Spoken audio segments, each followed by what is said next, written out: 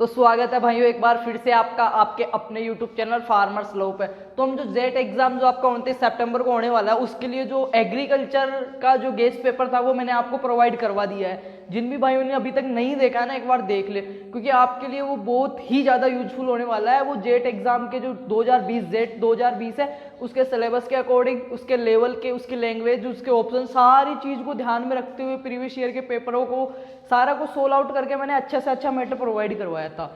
और उस जो इससे लास्ट वीडियो था एग्रीकल्चर का जिसमें महत्वपूर्ण क्वेश्चन थे, और उसकी डिस्क्रिप्शन में मैंने एग्रीकल्चर के जितने भी महत्वपूर्ण क्वेश्चंस के वीडियो थे पहले की अपनी जो क्लासें थी सारा कुछ उसमें मेंशन कर दिया था। आज की जो अपनी क्लास होने वाली है वो होने वाली है बायोलॉजी की। तो मैं आज आपको जो जेट एग्जाम के जो बायोलॉजी का सिलेबस है उसके अकॉर्डिंग 11th-12th की जो बुक्स में से जो महत्वपूर्ण क्वेश्चन थे वो, प्लस जो भी और गाइड्स वगैरह की क्वेश्चन, जो भी अदर चीजें हैं जो आपके जेट एग्जाम में पूछ सकते हैं उस लेवल की चीजें, हो सकता है आपको कुछ आसान लगे या फिर आपको लगे कि पढ़ा हुआ है सारा कुछ, बट एक बार देख लोगे ना तो आपका अच्छे से रिवीजन हो जाएगा। अब इतना टाइम बचा नहीं कि आप पन्ने पलटो या उस सारी चीज़ों को रिवाइज करो, और इनसे आपको बहुत ही ज़्यादा यूज मतलब हेल्पफुल होंगे ये आपको। जब जेट एग्जाम आप दोगे 29 सितंबर को तो अच्छे से अच्छा स्कोर कर सकोगे बायो में। एक चीज़ वैसे बता दूं, बायोलॉजी में आपके ज़्यादा से ज़्यादा पार्ट एग्रीकल्चर का मेंशन किया गया है, तो उस हिसाब से आप पढ़ना। थोड़ा बायो को है ना प्रॉपर बायो नहीं दे रखी, एग्रीकल्चर से रिलेट करके पढ़ना, आप उस हिसाब से पढ़ोगे तो थोड़े ज़्यादा आप स्कोर कर पाओगे।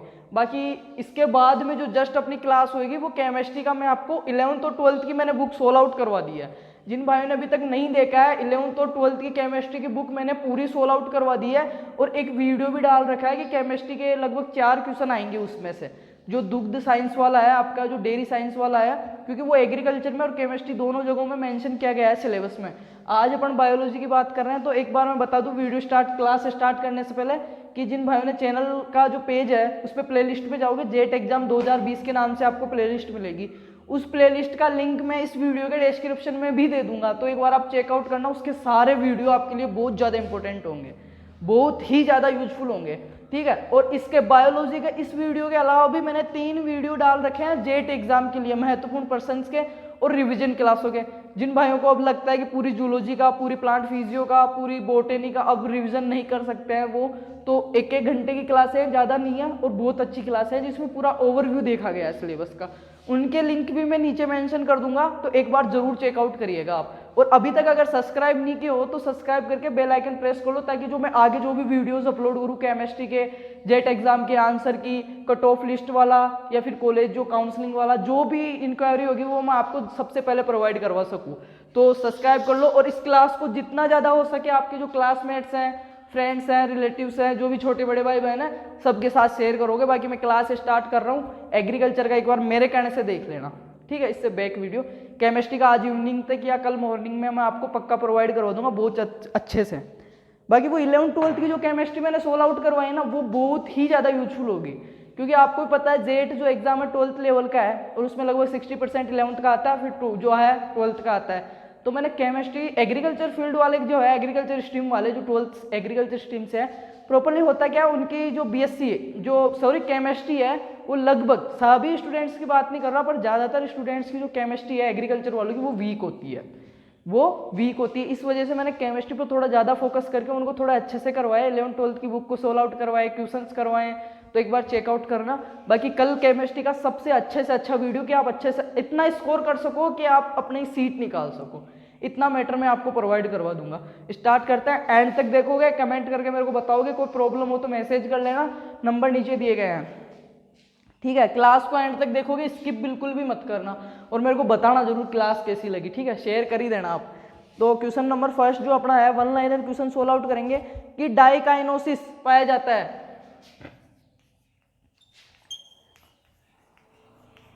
डाइकाइनोसिस जो है कोशिका जो विभाजन है, सेल डिवीजन है, उसमें कहीं कहाँ पे पाया जाता है। जो डाइकाइनोसिस है कौन से स्टेज में पाया जाता है, कौन सी विभाजन की कौन सी अवस्था प्रावस्था में पाया जाता है। तो आपने अच्छे से पढ़ी होगी सेल बायो, सेल बायो में से भी आराम से आपके बहुत अच्छे क्वेश्चन पुटअप होंगे। अच्छा स्कोर करना चाहते हो तो सेल बायो को भी बहुत अच्छे से पढ़ के जाना हो, ठीक है। क्वेश्चन क्या अपना कि डाइकाइनोसिस पाया जाता है, तो किसमें पाया जाता है, ये मियोसिस की प्रोफेज फर्स्ट में, किसमें, मियोसिस, मियोसिस की प्रोफेज फर्स्ट में, मियोसिस की प्रोफेज फर्स्ट में पाया जाता है, डाइकाइनेसिस जो अवस्था है वो। नेक्स्ट देखते हैं कि 80S राइबोसोम की उप इकाइयां है। जो 80S राइबोसोम है उसकी उप इकाइयां, एस का मतलब यहाँ पे स्वेटबर्ग जो इसकी इकाई है। तो हम क्या पूछ रहे हैं, जो 80S राइबोसोम है वो 2 उप इकाइयों से मिलकर बना होता है, तो वो उप इकाइयां कौन कौन सी है? ये क्वेश्चन पहले भी प्रीवियस ईयर में जेट में पुटअप हो चुका है और इसके बहुत ज्यादा चांसेज हैं, ठीक है। तो कौन कौन सी है? 60S और 40S, 60S और 40S।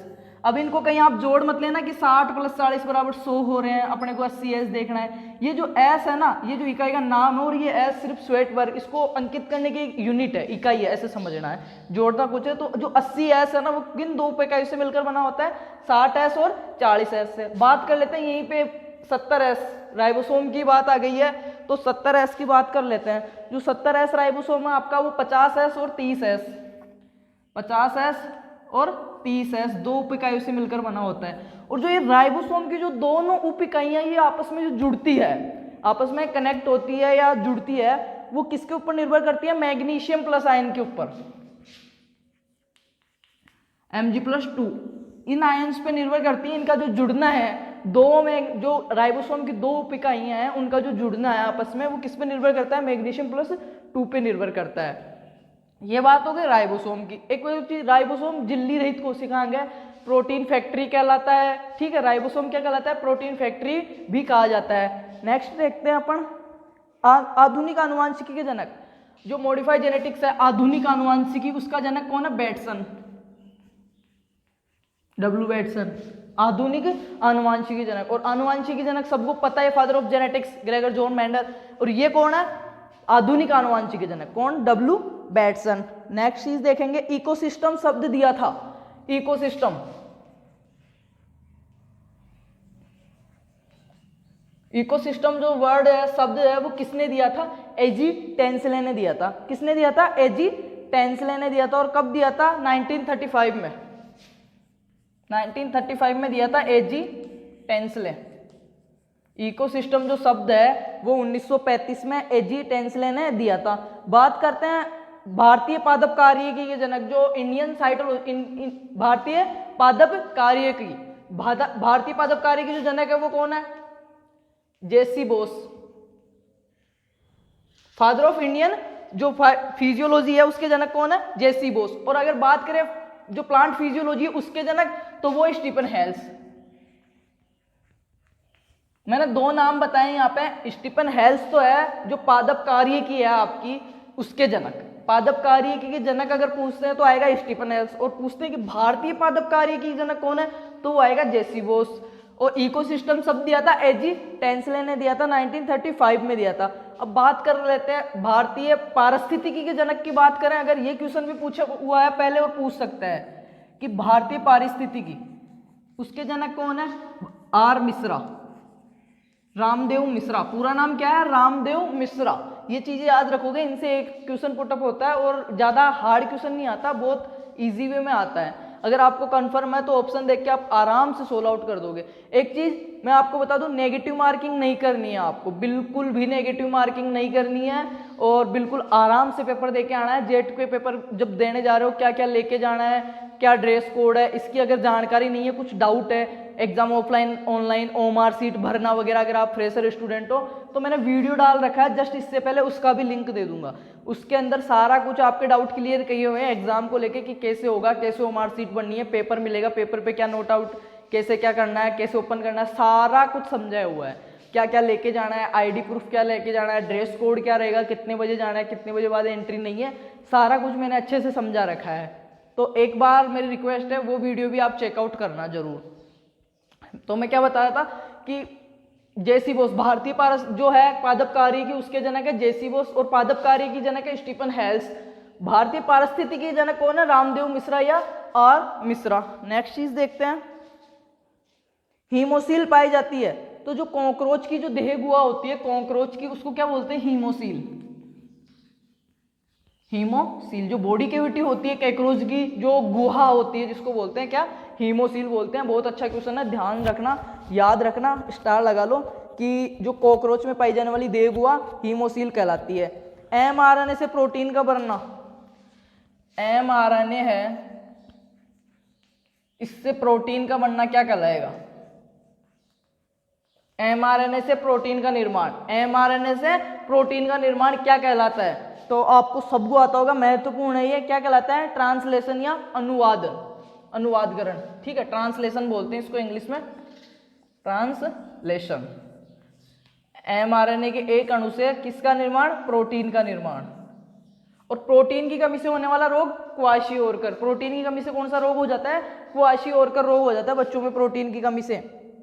mRNA से प्रोटीन का बनना ट्रांसलेशन या अनुवादीकरण कहलाता है। लीडिंग कोशिकाएं संश्लेषित व स्रावित करती है, बहुत अच्छा क्वेश्चन है कि जो लीडिंग सेल्स है वो क्या चीज स्रावित और निर्माण करती है, किस चीज का श्रावण करती है? लीडिंग सेल्स जो है आपकी, तो नोट आउट कर लो आप आपका राइट आंसर कि लीडिंग जो कोशिकाएं हैं, लीडिंग सेल्स है, वो किस हार्मोन का या किस चीज का स्रावण करती है और संश्लेषण करती है।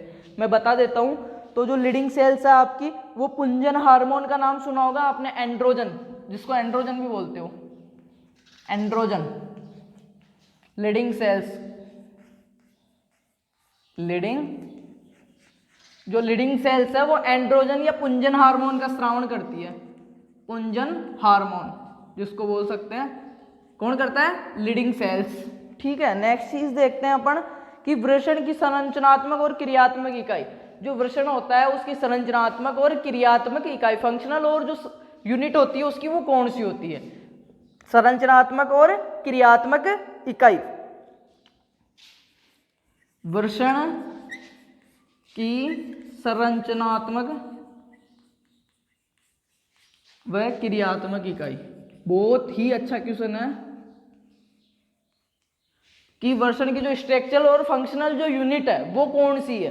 तो कौन सी है वो वृषण की संरचनात्मक क्रियात्मक इकाई? सोमनिफेरम जो ट्यूबुल्स है, शुक्र जनन नलिकाएं, शुक्र जनन नलिका, शुक्र जनन नलिका, ये क्या है? वृषण की संरचनात्मक और क्रियात्मक इकाई है, जिसको सोमनिफेरम ट्यूबुल्स भी बोलते हैं इंग्लिश में।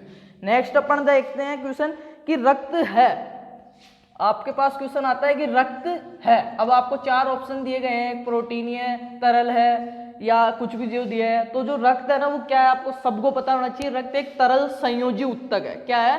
तरल संयोजी उत्तक। तो रक्त क्या है? एक तरल संयोजी उत्तक है, तरल संयोजी उत्तक, रक्त एक तरल संयोजी उत्तक है। नेक्स्ट क्वेश्चन देखते हैं, रक्त का पीएच मान कितना होता है? तो रक्त का जो पीएच मान होता है वो होता है 6.7 से 7.4, कितना होता है? 6.7 से 7.4 तक होता है। आरबीसी का कब्रिस्तान कहलाती है, जो रेड ब्लड कॉर्पस है आपकी, रेड ब्लड आरबीसी, लाल रक्त कणिकाएं जिसे बोलते हो आप, उसका कब्रिस्तान, कब्रिस्तान जहां पे आरबीसी जाके नष्ट हो जाती है, खत्म हो जाती है, पूरी समाप्त हो जाती है, वो किसको बोलते हैं? आरबीसी का कब्रिस्तान बोलते हैं। आपको पता होना चाहिए ये चीज, आरबीसी का कब्रिस्तान किसको बोलते हैं, ठीक है? तो किसको बोलते हैं? प्लीहा को बोलते हैं, प्लीहा, आरबीसी का कब्रिस्तान प्लीहा को बोलते हैं। या तो हो गई प्लीहा, तो हो गई आरबीसी जहां पे नष्ट हो रही। अब बात आती है कि आरबीसी बनती का है, क्योंकि ये जो क्वेश्चन है ये बार बार पूछा गया है, आरबीसी का कब्रिस्तान प्लीहा, प्लीहा कहलाती है आरबीसी का कब्रिस्तान। पर एक चीज मेरे को बताओ, आरबीसी का निर्माण कहां पे होता है? अस्थि मज्जों में, अस्थि मज्जा जिसको बोलते हैं बोन मेरो, पढ़ा है आपने? बोन मेरो अस्थि मज्जा के अंदर होता है। जो आरबीसी का निर्माण होता है वो बोन मेरो या अस्थि मज्जा में होता है, और आरबीसी का जो नष्ट होती है, समाप्त होती है, जो अंत होता है वो प्लीहा में होता है, इसलिए उसको क्या बोलते हैं? आरबीसी का कब्रिस्तान बोलते हैं। रक्त स्कंदन में भूमिका होती है, रक्त स्कंदन में मुख्य भूमिका किसकी होती है? जो आपका रक्त, जो क्लाउड बनता है, रक्त के थक्का बनता है, स्कंदन होता है, उसमें मुख्य भूमिका जो होती है वो कैल्शियम आयंस की होती है। किसकी होती है? कैल्शियम आयन की। वैसे मैं बता दूं, रक्त स्कंदन की जब आप पूरी मैकेनिज्म पढ़ोगे, क्रियाविधि पढ़ोगे, तो उसमें लगभग 13 कारक हैं, 13 कारक है जो रक्त स्कंदन की क्रिया को प्रभावित करते हैं या उसमें सम्मिलित होते हैं। बट जो सबसे महत्वपूर्ण कारक है वो कौन सा है? Calcium ion. कैल्शियम आयन रक्त स्कंदन में महत्वपूर्ण भूमिका निभाता है। एक हीमोग्लोबिन अणु कितने ऑक्सीजन अणुओं का परिवहन करता है? बहुत अच्छा क्वेश्चन है, पूछा गया भी है पहले कि एक एचबी अणु, जो हीमोग्लोबिन अणु है वो कितने ऑक्सीजन अणुओं का परिवहन करता है, कितने ऑक्सीजन अणुओं को अपने साथ जोड़ के ले जाता है, कितने को लेके जाता है। ऑप्शन देता हूं मैं 8, 4, 2 और 6 कि एक HB, क्वेश्चन देख लेना सही से, कि एक HB जो हीमोग्लोबिन अणु है वो अपने साथ कितने O2 अणुओं को, ऑक्सीजन के कितने अणुओं को साथ ले जा सकता है या परिवहन कर सकता है एक हीमोग्लोबिन अणु। तो ऑप्शन दे रखे हैं, फर्स्ट पे 8, सेकंड पे 4, थर्ड पे 2 और फिर है 6। तो राइट आंसर मैं बता देता हूं 4। एक हीमोग्लोबिन अणु 4 ऑक्सीजन अणुओं का परिवहन कर सकता है। बात करें अगर अपन O2 के परिवहन की अगर बात करते हैं तो O2 का लगभग 97% तक जो ऑक्सीजन का जो परिवहन होता है अपने, वो किसके द्वारा होता है, जो प्लाज्मा है उसके द्वारा। सॉरी, एक हीमोग्लोबिन अणु कितने ऑक्सीजन अणुओं का परिवहन कर सकता है, 4 ऑक्सीजन अणुओं का।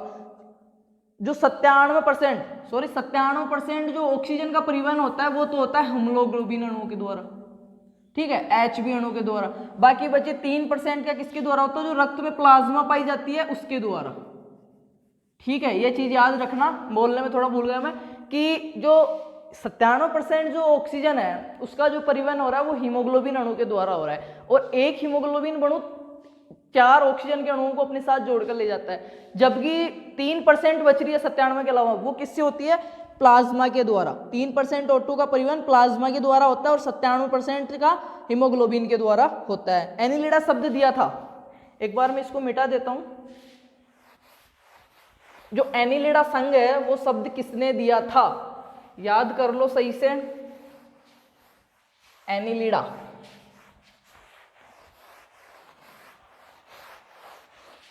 ये HB अणु वाला याद रखना, ये पूछ लेते हैं।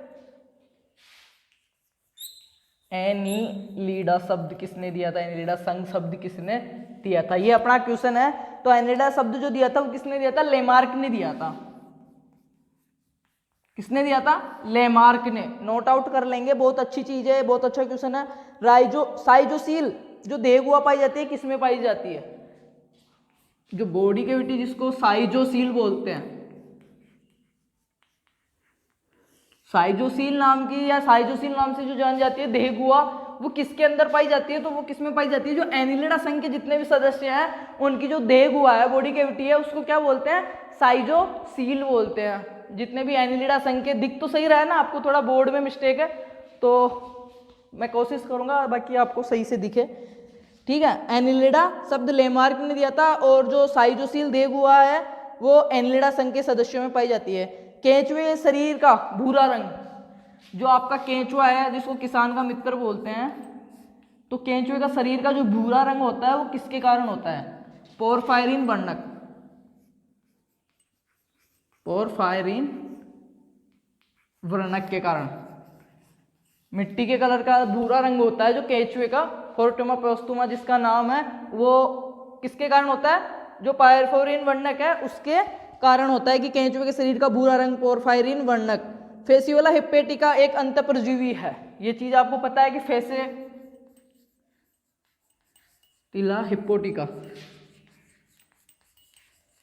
एक अंतःपरजीवी है। ये अपना जो जीवन व्यापन करता है किसी जीव के, दूसरे जीव के अंदर करता है। तो इसको 2 परपोषियों की आवश्यकता होती है। तो इसका अपन क्वेश्चन क्या है कि जो इसका द्वितीयक परपोषी है, सेकंड नंबर का जो परपोषी है वो कौन सा है। ऑप्शन में दे रखा है आपको भेड़, घोंगा, और 2 ऑप्शन और दे रखे हैं हाथी, और एक और दे रखा है व्हेल मछली। तो अब आप बता सकते हो कि जो फेसियोला हिप्पेटिका जो है इसका जो द्वितीयक जो है वो कौन सा है, कि फेसियोला हिप्पेटिका का अंतःपरजीवी है जिसका द्वितीयक परपोषी है कौन सा है, घोंगा, जो एक अकशेरुक प्राणी है। जो घोंगा है वो एक अकशेरुक प्राणी होता है। वो क्या है, इस फेसियोला हिप्पेटिका का सेकंड नंबर का जो परपोषी है वो है। इसका जो फर्स्ट है वो कौन सा है, भेड़। भेड़ के हाथ में पाया जाता है। ये किस में पाया जाता है, भेड़ के हाथ में। तो क्वेश्चन को दोबारा से ध्यान से सुनोगे कि जो अपना फेसियोला हिप्पेटिका एक अंतःपरजीवी होता है जिसका द्वितीयक परपोषी है वो घोंघा होता है जो एक अकशेरुकी प्राणी है, तथा इसका प्राथमिक परपोषी कौन होता है? भेड़ होता है। ये भेड़ की आंत में अपना जीवन यापन करता है शुरुआत का। ठीक है, नेक्स्ट क्वेश्चन देखते हैं। क्लास को एंड तक देखोगे, बहुत अच्छे अच्छे क्वेश्चन है आगे। हर एक लाइन आपके लिए इंपोर्टेंट हो सकता है, कौन सी लाइन पता नहीं, आपको 29 सितंबर को आपके बायो के पेपर में मिल जाए। ठीक है, नेक्स्ट, प्रोटोजोआ संघ में परासरण नियमन होता है। जो प्रोटोजोआ संघ है, प्रोटोजोआ जो गोल्डफस्ट ने दिया था, प्रोटोजोआ संघ जो है उसमें परासरण नियमन, परासरण शब्द किसने दिया था? परासरण एब्बेनोलेट। ठीक है, परासरण की खोज किसने की थी? एब्बेनोलेट ने की थी। क्वेश्चन क्या है अपना कि प्रोटोजोआ के अंदर जो परासरण नियमन होता है वो किसके द्वारा होता है? संकुचनशील रिक्तिकाओं के द्वारा। किसके द्वारा होता है? संकुचनशील रिक्तिका, संकुचनशील रिक्तिका के द्वारा होता है। प्रोटोजोआ संघ के सभी सदस्यों में जो परासरण नियमन होता है वो। नेक्स्ट देखते हैं, विशाल अमीबा है सबसे बड़ा या विशाल अमीबा? सीधा क्वेश्चन आ सकता है, विशाल अमीबा है। अमीबा की 4 वैरायटी आपको ऑप्शन में मिल जाएगी। क्वेश्चन आ गया विशाल अमीबा है, तो कौन सा है विशाल अमीबा? कौन सा है? पोलीमिक्सा, अमीबा पोलीमिक्सा, अमीबा पोलीमिक्सा, जिसको केओस अमीबा भी बोलते हैं। क्या बोलते हैं? Chaos amoeba. ये क्या है? सबसे बड़ा अमीबा है, विशाल अमीबा है। नेक्स्ट क्वेश्चन जो अपना है, एक चीज बता दूं, अमीबा जो उत्सर्जनी पदार्थ निकालता है वो अमोनिया निकालता है। क्या निकालता है? अमोनिया,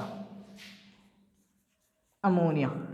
और जो अमीबा में संवर्धन की विधि है, संवर्धन की, उसको क्या बोलते हैं? बहुत इंपॉर्टेंट चीज है, स्टार लगा लेना कि अमीबा, सबसे बड़ा अमीबा केओस अमीबा या पोलीमिक्सा? अमीबा पोलीमिक्सा है। अमीबा जो उत्सर्जनी पदार्थ के रूप में निकालता है अमोनिया निकालता है। अमीबा में जो संवर्धन की विधि है वो कौन सी है? हे इन्फ्यूजन। कौन सी है? हे इन्फ्यूजन। ये क्या है? अमीबा में संवर्धन की विधि है, हे इन्फ्यूजन। नेक्स्ट देखोगे, पुनरुद्भवन की क्षमता पाई जाती है। जो पुनरुद्भवन की क्षमता है, पुनरुद्भवन की क्षमता वो सर्वाधिक किसमें पाई जाती है? अच्छी किसमें पाई जाती है? तो ये चीज बताने से पहले मैं एक बात बता देता हूँ। पुनरुद्भवन की जो बारे में बताया था वो अब्राहम टेम्बले ने बताया था। किसने बताया था? Abraham Trembley, Abraham Trembley. इसने पुनरुद्भवन के बारे में बताया। और सबसे अच्छी जो पुनरुद्भवन क्षमता पाई जाती है किसमें पाई जाती है? प्लाज्मा रेमा में। किसमें पाई जाती है? पुनरुद्भवन के बारे में बताया था अब्राहम टेम्बले। और जो पाई जाती है प्लाज्मा लेमा,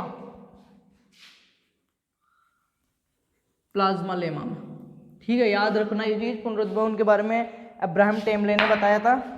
और सबसे अच्छी पुनरुद्भवन क्षमता प्लाज्मा लेमा में पाई जाती है। नेक्स्ट,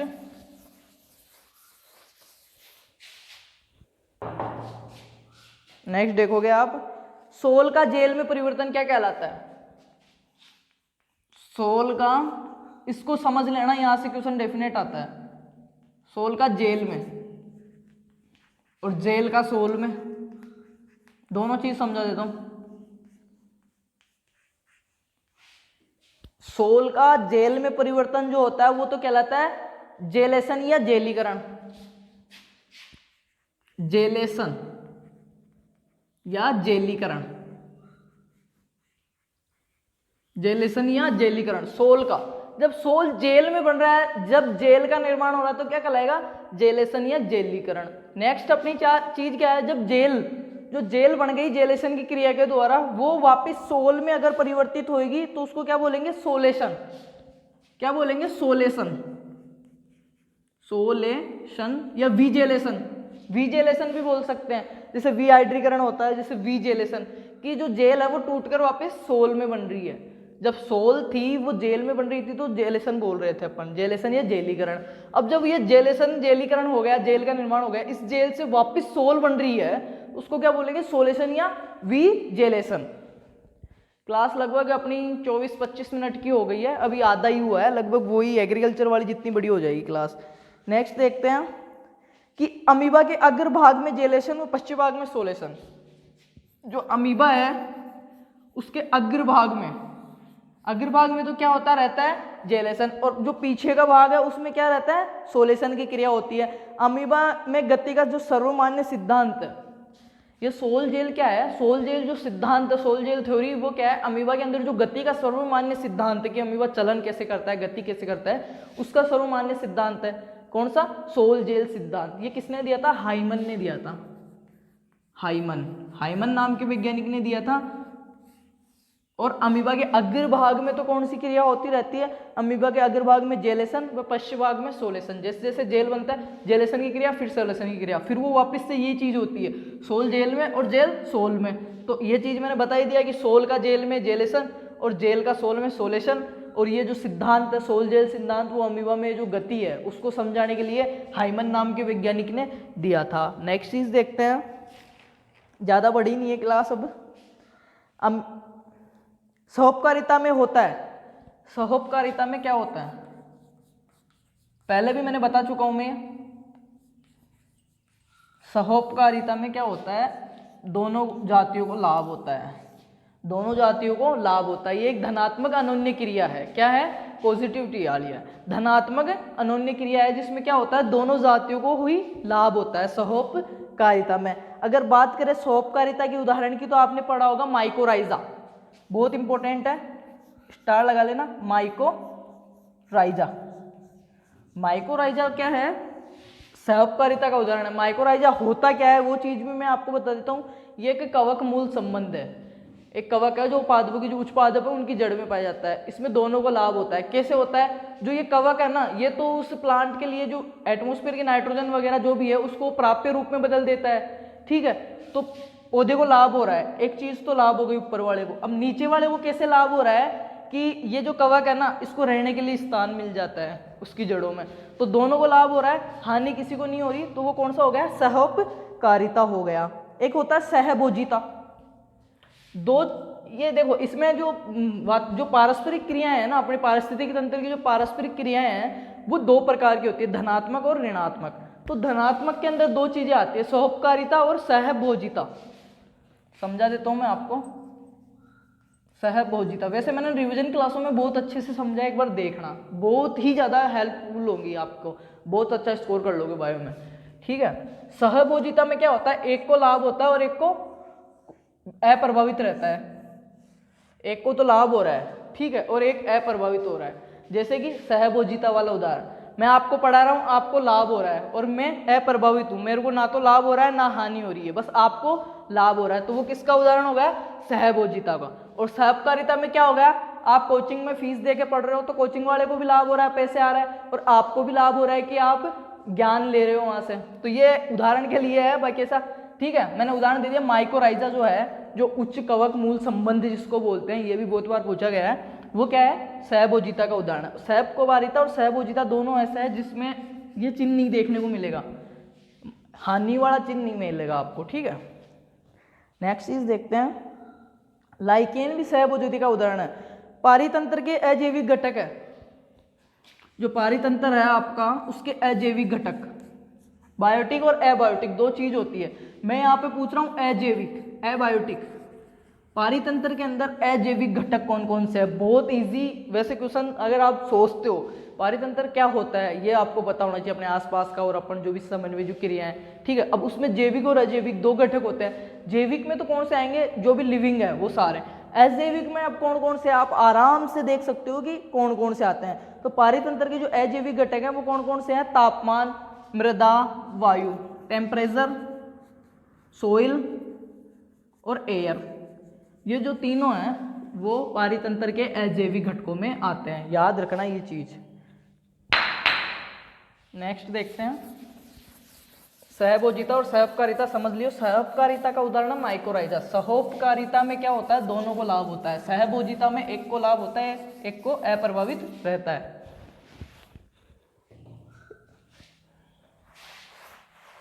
यार इससे तो ज्यादा गंदा हो रहा है कोई ना।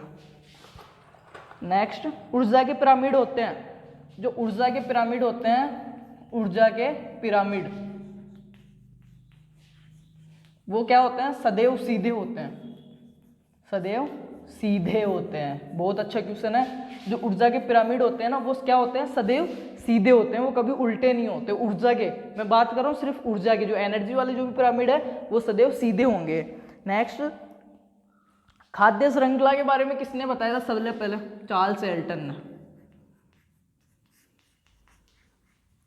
खाद्य जो श्रृंखला है, फूड चेन जिसको बोलते हो आप, खाद्य श्रृंखला, उसके बारे में सबसे पहले चार्ल्स एल्टन ने विवरण दिया था। चार्ल्स एल्टन ने उसके बारे में स्टडीज की थी। और ऊर्जा के पिरामिड सदैव सीधे होते हैं। एक वृक्ष पारितंत्र में संख्या का पिरामिड होगा। इसको ऐसे समझोगे, एक वृक्ष पारितंत्र है, ठीक है, ये अपना एक वृक्ष है, ये एक प्रकार से पारितंत्र हो गया। इसमें संख्या का पिरामिड कैसा होगा? संख्या का पिरामिड कैसा होगा? तो संख्या का पिरामिड कैसे निकालोगे वो देखो। वृक्ष तो यहाँ पे एक है, पर इस वृक्ष के ऊपर रहने वाले सूक्ष्म जीव, पक्षी और भी कुछ चीजें हैं जो इसके ऊपर रहती है, जो घोंसले बना के रह रहे हैं, पक्षी रह रहे हैं, पशु जो भी है, जो सूक्ष्म जीव है, चिड़िया है, तो वो उनकी संख्या हो गई ज्यादा, ठीक है। तो ये तो रह गया एक और उनकी संख्या हो गई ज्यादा। तो एक वृक्ष पारिस्थितिकी का, एक वृक्ष पारितंत्र में संख्या का पिरामिड कैसा बनेगा? उल्टा बनेगा, ऐसे बनेगा, उल्टा, ठीक है। अरे यार, उल्टा पिरामिड बनेगा इसका, कि वृक्ष तो रह गया एक और इसके ऊपर जो रह रहे हैं ना ये सीधा हो गया, इसका ऐसे बनेगा, ये उल्टा पिरामिड हो गया, ठीक है, ये ऐसे बनेगा। ये तो हो गया पेड़, फिर इसके ऊपर रहने वालों की संख्या मैं बना के दिखा देता हूं आपको।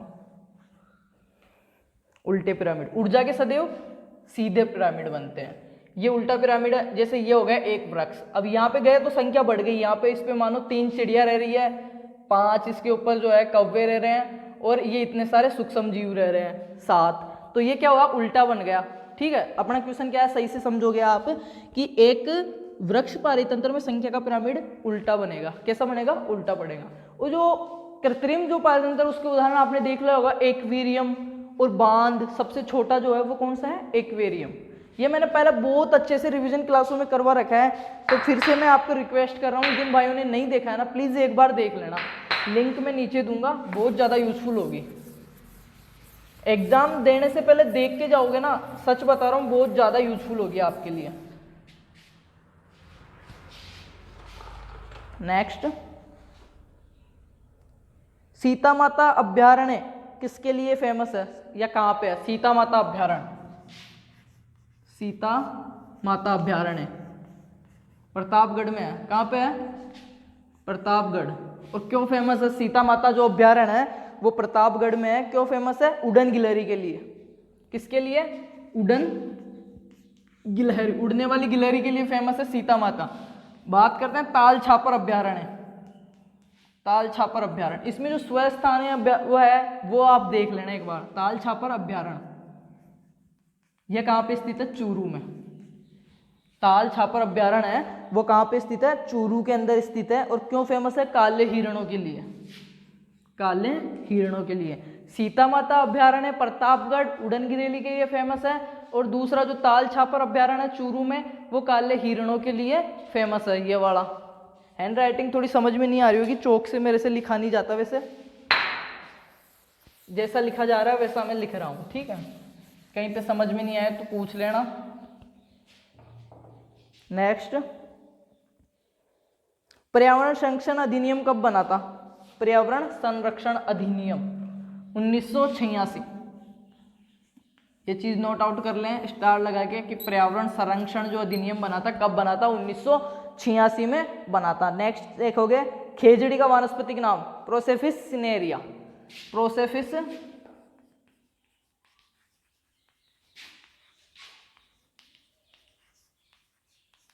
खेजड़ी का जो बोटनिकल नेम है वो, ठीक है। ये भी याद रखना, बहुत अच्छा क्वेश्चन है, पूछ लेता है कई बार। नेक्स्ट, प्राथमिक प्रदूषक है, जो प्रदूषकों में प्राथमिक 2 प्रकार के दे रखे हैं, प्राथमिक और द्वितीयक। तो प्राथमिक प्रदूषक कौन से हैं? SO2, NO2, ये क्या है? प्राथमिक प्रदूषक है। प्राथमिक प्रदूषकों में आते हैं SO2, NO2, CO2, ये आते हैं प्राथमिक प्रदूषकों के अंदर। नेक्स्ट देखोगे, मॉन्ट्रियल प्रोटोकॉल। मॉन्ट्रियल प्रोटोकॉल बहुत ही ज़्यादा महत्वपूर्ण है। मॉन्ट्रियल प्रोटोकॉल किससे संबंधित है, तो ये चीज़ मैं आपको बता देता हूँ। मॉन्ट्रियल जो प्रोटोकॉल है वो CFC के उत्सर्जन को रोकने के लिए, जो क्लोरोफ्लोरोकार्बन है CFC, जो कि ओजोन परत को सर्वाधिक नुकसान पहुंचा रही है, रेफ्रिजरेटर और जो एयर कंडीशनर है आपके AC उससे विमुक्त होती है। इसको रोकने के लिए, इसके स्तर को कंट्रोल करने के लिए और ओजोन को बचाने के लिए कनाडा में एक संधि की गई थी सारे देशों ने मिलकर। कहाँ पे? कनाडा में। उसको क्या कहते हैं? मॉन्ट्रियल प्रोटोकॉल के नाम से जाना जाता है। तो ये चीज़ याद रखना कि अम्लीय जो वर्षा होती है उसके लिए जिम्मेदार कौन सी गैसें हैं, हरित गृह प्रभाव के लिए कौन सी CO2 CH4 है, और जो मिथाइल आइसोसाइनेट है MIC जो भोपाल गैस त्रासदी के लिए जिम्मेदार थी। यहाँ से भी डेफिनेट एक क्वेश्चन आ ही जाता है, अम्लीय वर्षा SO2 NO2 सारा कुछ आप याद रखोगे। नेक्स्ट, गुणसूत्रीय सिद्धांत दिया था सटन व बोवेरी ने। किसने दिया था? गुणसूत्रीय सिद्धांत जो दिया था सटन व बावेरी, दोनों वैज्ञानिक थे, दोनों ने मिलकर दिया था। सटन व बावेरी ने गुणसूत्रीय सिद्धांत दिया था। रिक्तिका की झिल्ली क्या कहलाती है? जो रिक्तिका के ऊपर पाई जाती है जो झिल्ली क्या कहलाती है? टोनोप्लास्ट। टोनोप्लास्ट, रिक्तिका की झिल्ली टोनोप्लास्ट कहलाती है। नेक्स्ट देखोगे, हरित लवण का मुख्य अवयव मैग्नीशियम। ये क्वेश्चन तो बहुत ही ज़्यादा इंपॉर्टेंट है। इसको ऐसे भी आ जाता है, जब एक हरी पत्ती को अपन जलाते हैं तो उसकी राख में क्या बचता है? मैग्नीशियम। कैसे? हरी जो पत्ती है उसमें सबसे ज़्यादा क्या पाया जाएगा? हरित लवण, क्लोरोफिल पाया जाएगा। और जब क्लोरोफिल को नष्ट किया जाएगा, क्लोरोफिल का जो मुख्य अवयव है वो कौन सा है? मैग्नीशियम है। तो क्या बचेगा? मैग्नीशियम। सीधा सीधा क्वेश्चन आता है, क्लोरोफिल का मुख्य अवयव है कौन सा है? मैग्नीशियम। या हरित लवण का मुख्य अवयव है मैग्नीशियम है। नेक्स्ट, एक जीन एक एंजाइम सिद्धांत किसने दिया था? एक जीन एक एंजाइम जो थ्योरी है, एक जीन एक एंजाइम सिद्धांत बीटल व टेटम ने। किसने दिया था? बीटल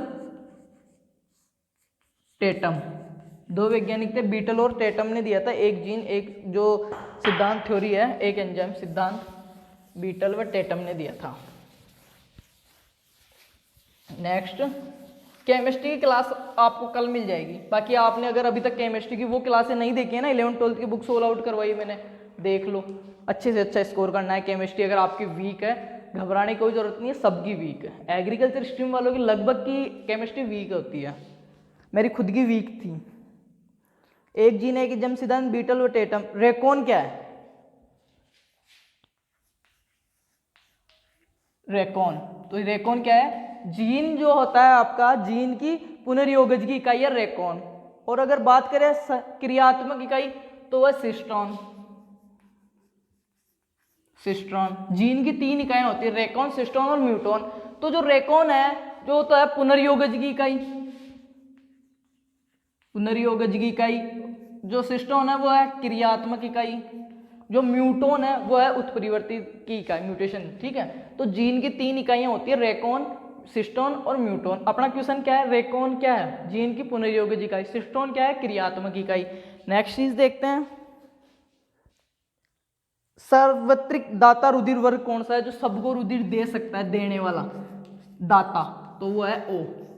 एंटीबॉडीज और वो नहीं पाए जाते ना, इस वजह से जो O वाला है वो सबको दे सकता है। नेक्स्ट, बहुप्रभाविता की खोज किसने की थी? मॉर्गन ने। जो बहुप्रभाविता है, बहुप्रभाविता की खोज किसने की? मॉर्गन। मॉर्गन ने की थी बहुप्रभाविता की खोज। चेकर बोर्ड विधि किसने दी थी? बेटसन और पुनेट ने। बेटसन और पुनेट क्या किया था? चेकर बोर्ड जो आप बनाते हो ना वो ऐसे लिख के, ठीक है, एक्स वाई जो भी, फिर आप ऐसे करवाते हो संकरण, ये मादा का, ये नर का चिन्ह हो गया। तो ये जो दिया था चेकर बोर्ड वो किसने दिया था? बेटसन और पुनेट ने दिया था। नेक्स्ट देखते हैं, अंकुरण के समय बीजों का फूलना किसका उदाहरण है? अंकुरण के समय जब बीज फूल जाते हैं तो किसका एग्जाम्पल है? कौन सी क्रिया है जिसका उदाहरण है? तो अंतःशोषण या अंतःचूषण। अंतःशोषण। इसका एक और अच्छा उदाहरण दूं, बरसात के दिनों में आपके लकड़ी के जो दरवाजे होते हैं या खिड़कियां होती है वो सही से बंद नहीं होते, अड़ने लगते हैं या उनमें थोड़ी सी अकड़, वो ऐसे हो जाते हैं, ठीक है, आड़े तिरछे हो जाते हैं। वो किस वजह से हो जाते हैं? अंतःशोषण। अंतःशोषण क्या होता है कि जो एटमॉस्फेयर में जो नमी है ना उसको वो अपने अंदर एब्जॉर्प्शन कर लेते हैं और थोड़ा सा उनके आकार में वृद्धि हो जाती है, फूल जाते हैं, जिसकी वजह से वो फिक्स नहीं हो पाते। तो ये किसका उदाहरण है? अंतःशोषण का। नेक्स्ट देखोगे, रंध्रों के खुलने और बंद होने के लिए सबसे महत्वपूर्ण पोटेशियम आयन। और पोटेशियम जो पोषक तत्व वो कहाँ पे यूज होता है? पोटेशियम वाला पौधों की जो प्रतिरोधक, रोग प्रतिरोधक और कीटों से जो सुरक्षा है ना उसके लिए जिम्मेदार है। और जड़ के विकास के लिए फॉस्फोरस, तेल के निर्माण के लिए सल्फर, ठीक है, वानस्पतिक वृद्धि के लिए नाइट्रोजन, जनन क्रियाओं के लिए परागकणों के लिए बोरोन। ये चीजें याद रखना आप। बाकी पोषक तत्वों वाला जो टॉपिक है ना प्लांट न्यूट्रिएंट्स, वो आपके एग्रीकल्चर में भी है, बायोलॉजी में भी है और केमिस्ट्री में भी है। और उसको मैंने बहुत अच्छे से करवा रखा है, प्लेलिस्ट में मिल जाएगा 12th की क्लासों के अंदर, देख लेना एक बार। ज़्यादा नहीं, 35-35 मिनट की 2 क्लास है, पर इनमें से ये क्या है ना, ये टॉपिक 70 मिनट है, 1 घंटे की बात है। आप रिस्क मत लेना, अगर आपको आता है तो बहुत अच्छी बात है, नहीं आता तो एक बार देख लेना है, मेरे को मैसेज कर देना, मैं लिंक आपको दे दूंगा, व्हाट्सअप कर दूंगा, और तो क्या, ठीक है। पर उससे क्या फ़ायदा होगा, ये 3 जगह मेंशन है आपके एग्रीकल्चर में, बायो में और केमिस्ट्री में, तीनों जगह में से कहीं पे भी क्वेश्चन बिट सकता है, डेफिनेट आएगा। तो अपने को रिस्क नहीं लेना, गलत नहीं करना, वहाँ पे एक एक क्वेश्चन के बहुत ज़्यादा मतलब मायने होते हैं। एक क्वेश्चन गलत तो बहुत लोगों के पीछे हो जाते हैं अपन, तो अपने को गलत नहीं करना है, अच्छे से पेपर करके आना है, पॉजिटिविटी के साथ, बिल्कुल free mind, no tension. Selection सबका होगा आपका, और आपका नहीं हुआ ना तो किसी का नहीं होगा, ये भी देख लेना। नेक्स्ट, ताला चाबी सिद्धांत किसने दिया था? जो ताला चाबी सिद्धांत है, एंजाइम, एक चीज बताओ, एंजाइम शब्द कोहेने ने दिया था, और एंजाइम की क्रियाविधि जो है उसको समझाने का जो सर्वमान्य सिद्धांत है वो ताला चाबी सिद्धांत है, और वो एमिल फिशर ने दिया था। Emil Fischer, Emil Fischer. ताला चाबी जो सिद्धांत है वो विशिष्ट क्रियाविधि वाला, वो एंजाइम की क्रियाविधि को समझाने का एक सबसे बेस्ट वाली थ्योरी है, और वो किसने दी थी? एमिल फिशर ने दी थी। नेक्स्ट देखोगे, मध्य पटलिका के लिए आवश्यक पोषक तत्व है, जो मध्य पटलिका है उसके लिए आवश्यक पोषक तत्व कौन से? कैल्शियम और मैग्नीशियम। सबको पता है कि जो मध्य पटलिका है कैल्शियम व मैग्नीशियम के पैक्टेट व इनके आयन से बनी होती है। बहुत अच्छा क्वेश्चन है। नेक्स्ट, स्टीवार्ड ने वाष्पोत्सर्जन को क्या कहकर पुकारा? जो स्टीवार्ड जो था, स्टीवार्ड, उसने जो वाष्पोत्सर्जन की क्रिया है उसको क्या कहकर पुकारा था? तो अपरिहार्य बुराई। क्या कहा उसने? वाष्पोत्सर्जन एक प्रकार से अपरिहार्य बुराई है, स्टीवार्ड ने कहा। और कर्टिस ने कहा क्या था? कि वाष्पोत्सर्जन एक आवश्यक बुराई है। वाष्पोत्सर्जन एक प्लांट को उसकी लाइफ साइकिल को पूरा करने के लिए आवश्यक है, पर हानि भी बहुत ज्यादा करता है। लगभग 99% वाटर जो वो एब्जॉर्प्शन करता है उसको उड़ा देता है वाष्पोत्सर्जन के दौरान। तो ये एक बुराई तो है पौधे के लिए, बट ये उसको लाइफ साइकिल को कंप्लीट करने के लिए, उसको सर्वाइवल करने के लिए जरूरी भी है। तो कर्टिस ने क्या कहा? कि वाष्पोत्सर्जन एक आवश्यक बुराई है, जबकि स्टीवार्ड ने क्या कहा? कि वाष्पोत्सर्जन एक अपरिहार्य बुराई है। अपरिहार्य मतलब जिसको छुपा नहीं सकते, एक ऐसी बुराई है जिसको मानना पड़ेगा अपने को। Next, NBRI, national botanical research institute जो है वो कहाँ पे है? लखनऊ। बहुत इंपॉर्टेंट है, कई बार आया हुआ है जेट में और नीट में, दोनों में, कि जो राष्ट्रीय जो उद्यानिक है, नेशनल बोटेनिकल जो रिसर्च इंस्टीट्यूट है वो कहाँ पे है? लखनऊ के अंदर स्थित है। नेक्स्ट देखोगे, सर्पगंधा की फैमिली, एक बार मैं मिटा देता हूं इनको, इतना बहुत है। सर्पगंधा जो है उसकी फैमिली कौन सी है?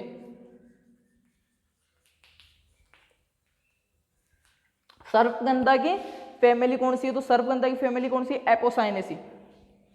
एपोसाइनेसी। नाम क्या है? राउल्फिया सर्पेंटिना। राउल्फिया सर्पेंटिना, क्या नाम है सर्पगंधा का?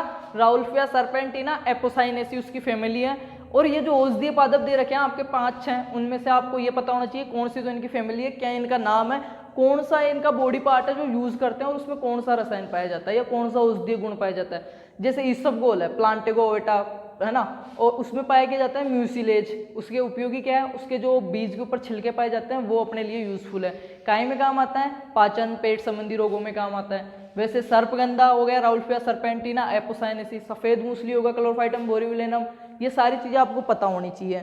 सफेद मूसली के लिए एक जो उसकी कंदील जड़ें हैं वो यूज में लेते हैं, उसको दूसरा शिलाजीत बोलते हैं, कमजोरी जो शिथिलता है वो दूर करता है। 6 औषधीय पौधे हैं, इनमें से एक क्वेश्चन आपको डेफिनेट मिल जाएगा, ध्यान से पढ़ के जाना, ज्यादा मैटर नहीं है, 2 पेज का मैटर है।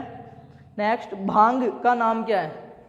भांग को इंग्लिश में बोलते हैं HEMP, हैम्प। इसका नाम क्या है? Cannabis sativa, cannabis sativa, cannabis sativa. ठीक है। नेक्स्ट जो अपना है सफेद लट, मुख्य कीट या मुख्य वो है किसका है? सफेद लट जो है होलोट्रेकिया कॉन्सेनगुनिया। सफेद लट का क्या नाम है? होलोट्रेकिया कॉन्सेनगुनिया। ये मूंगफली का सबसे मुख्य कीट है। ठीक है, मूंगफली का। अरेकिस हाइपोजिया, मूंगफली का सबसे मुख्य सफेद लट होलोट्रेकिया कॉन्सेनगुनिया। सफेद लट सबसे ज्यादा नुकसान करती है। मूंगफली की अगर बात करें सबसे मुख्य रोग तो वो है टिक्का। मूंगफली में जो रसायन पाया जाता है एफ्लाटॉक्सिन, वो कवक के द्वारा उत्पादित किया जाता है। जो विषैला रसायन है एफ्लाटॉक्सिन, वो कवक के द्वारा बनाया जाता है। नेक्स्ट देखते हैं स्पर्मेटिड कोशिका का एक शुक्राणु कोशिका में परिवर्तन। ये एक स्पर्मेटिड है, उसका शुक्राणु कोशिका में परिवर्तन क्या कहलाता है? स्पर्मियोजेनेसिस या रूपांतरण या कायांतरण। स्पर्मेटिड क्या होते हैं? अगुणित होते हैं, अगतिशील होते हैं और बिना पूंछ वाले होते हैं। जबकि शुक्राणु क्या होते हैं? गतिशील होते हैं और पूंछ युक्त होते हैं। ठीक है। नेक्स्ट चीज देखते हैं, कीटों के अंडे होते हैं अतिपीतकी व केंद्रपीतकी। जो कीट है आपके, उनके जो अंडे होते हैं वो कैसे होते हैं? अतिपीतकी। अब अतिपीतकी क्यों होते हैं? अंडे हो गए, ठीक है, तो उनमें जो भ्रूण वगैरह बनेगा उनका पोषण उनको बाहर से लेना पड़ता है, तो उनको उनमें जो पीतक की मात्रा वो अधिक पाई जाती है। ठीक है। जिनका पेट के अंदर विकास हो रहा है, मादा शरीर के अंदर विकास हो रहा है, उनमें अतिपीतकी नहीं पाए जाते। तो कीटों के अंडे कैसे होंगे? अतिपीतकी और केंद्रपीतकी। केंद्र में ज्यादा पाया जाता है, केंद्रपीतकी। तो आई होप ये इतने क्वेश्चन मैंने इसमें करा दिए, लगभग 70-80 क्वेश्चन। बाकी बायोलॉजी के लगभग 3 वीडियो जो ऐसे हैं जेड के लिए बहुत ज़्यादा यूजफुल है क्वेश्चंस के। उसके अलावा मैंने ऐसे करवा रखा है जैसे बायोलॉजी में जूलॉजी की रिवीजन एक क्लास में कंप्लीट, और फिर उसके महत्वपूर्ण क्वेश्चन, फिर प्लांट फिजियो का रिवीजन, बोटनी का, फिर उसके क्वेश्चन, ऐसे करवा रखा है। तो उन तीनों क्लास रिवीजन क्लास है, रिवीजन क्लासों के क्वेश्चंस और महत्वपूर्ण क्वेश्चंस बायोलॉजी के जो जेड के लिए बहुत ज़्यादा यूजफुल होंगे। और मेरा श्योर है, कह के सकता हूँ आपको बिल्कुल भरोसे के साथ, कि आपने वो तीनों चारों रिवीजन क्लासेज, वो क्वेश्चन वाली क्लासेज, ये वाली क्लास ध्यान से देखिए ना, बहुत अच्छा स्कोर कर जाओगे। और अपने को क्या एक सीट निकालनी है। ठीक है, तो उस हिसाब से तैयारी करें। सभी को बेस्ट ऑफ लक। कोई दिक्कत हो, बाकी जिनका जयपुर सेंटर है एक बार मेरे को जरूर बताएं।